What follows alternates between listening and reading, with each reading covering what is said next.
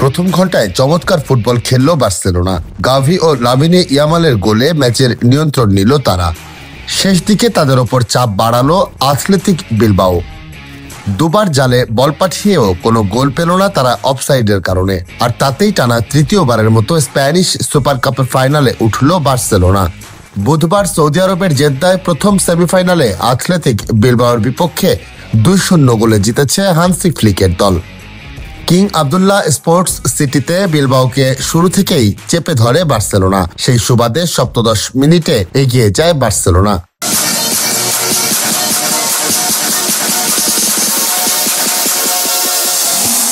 Alejandro বালদের কাট back থেকে 6 গজ বক্সের বাইরে থেকে প্রথম স্পর্শে বল জালে পাঠান গাভি।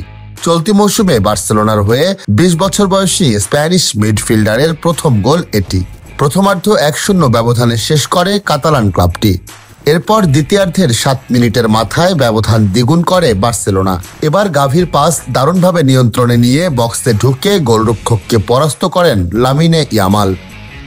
অ্যাঙ্কেলের চোট কাটিয়ে 3 সপ্তাহ পর মাঠে ফিরেই গোলের দেখা পেলেন 17 বছর বয়সী স্প্যানিশ উইঙ্গার।